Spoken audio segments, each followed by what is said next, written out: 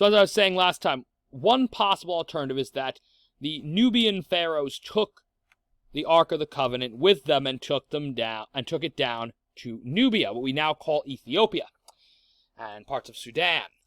So, if this is the case, many believe that it might still be in Ethiopia.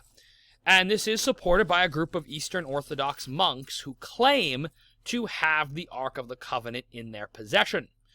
They claim that their monastery, they have it, but they refuse to allow any visitor into contact with the Ark.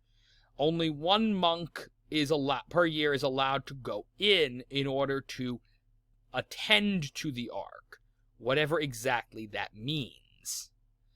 And there are debates. Now, it's widely known that in the Middle Ages, replica arks were created as artistic pieces. So some have come to believe that this is not an original Ark of the Covenant, but rather a medieval replica.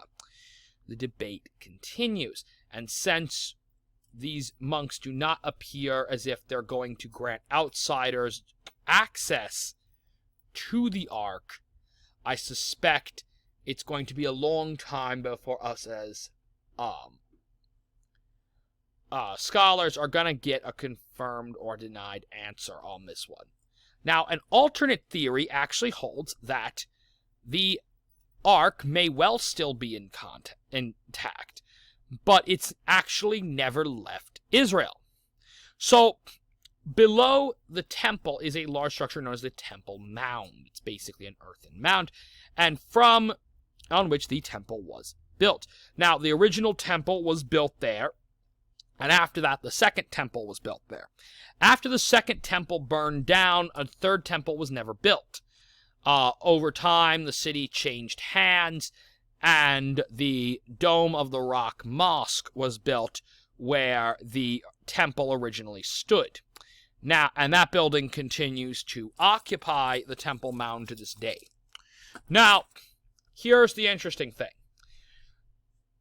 Archaeologists using ground-penetrating radar have found out that there are, in fact, chambers. There are rooms carved into the interior of the mound. Apparently, there were rooms or basements or sub-basements or something, antechambers of some kind, built by the Israelites into the Temple Mound and were likely connected to the original first temple. If this is the case, now we know enough from what we've seen that there are rooms down there and there's stuff in the rooms. We don't have clear enough resolution from the ground-penetrating radar to get a hint at exactly what is in those rooms, what it is exactly. For all we know, it could have just been storage for extra, oil and candles and more mundane things like that. Extra vestments for their priests, kind of like the stuff we would keep in a sacristy. That could be all it is. But it's also possible that with the people knowing that the Babylonians were coming and were going to get through, did the Israelite high priests take the Ark of the Covenant and lock it away beneath the temple for safekeeping in case the city got sacked? In which case, it could still be down there. So I'm sure you're wondering at this point, so if there's a real chance it's down there, why aren't we exploring that? And the answer is, it's rather odd. In Israel, Israel's large Jewish community and large Muslim community usually don't agree on much of anything.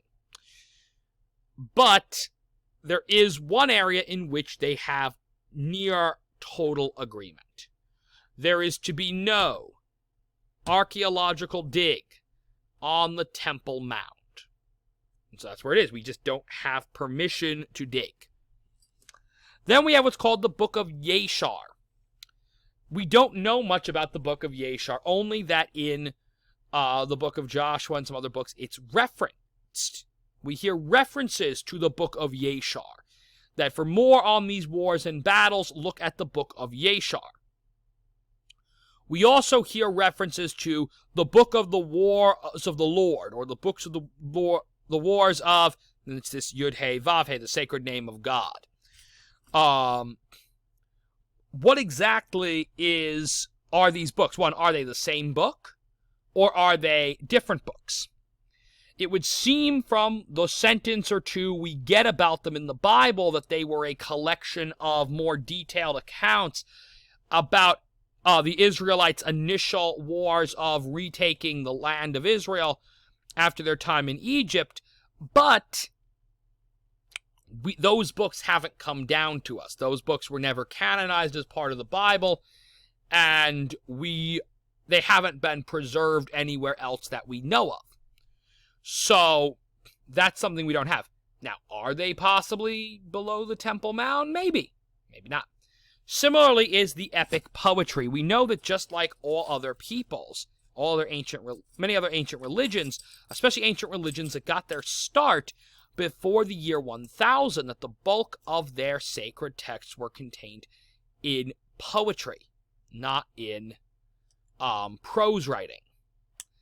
And we get little bits and pieces of epic poetry, this epic poetic tradition, in things like the Canticle of Deborah.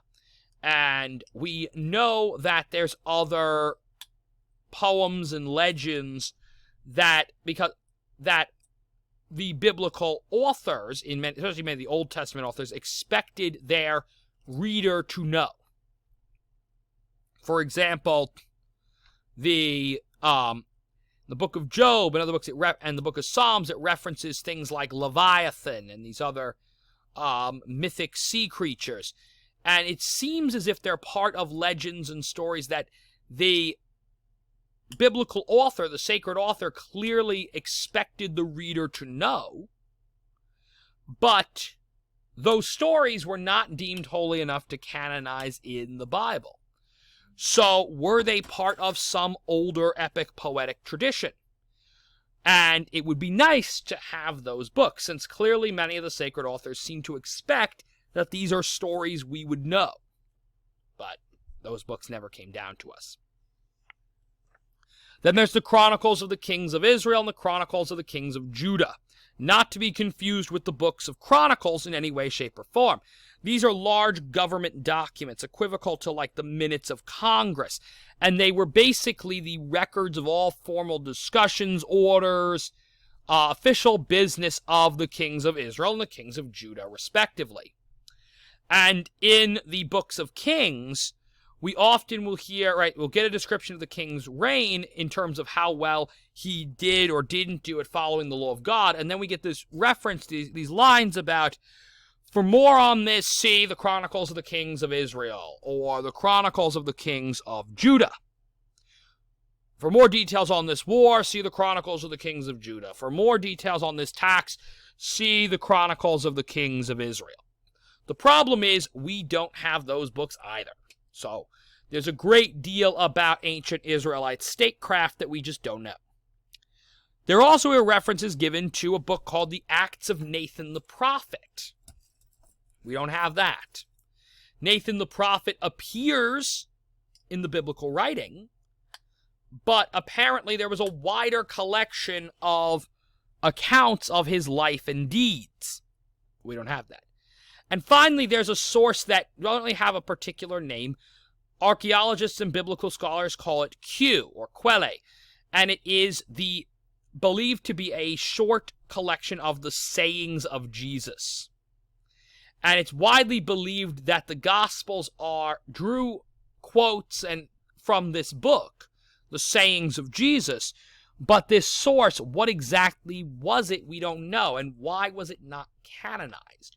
Is it simply that all the sayings in the book were incorporated into the four Gospels? So to canonize the sayings of Jesus would have been redundant? Is it possible that this book on the sayings of Jesus wasn't around? Was it lost already by the time the Council of Nicaea got together to draft the finished Catholic Bible?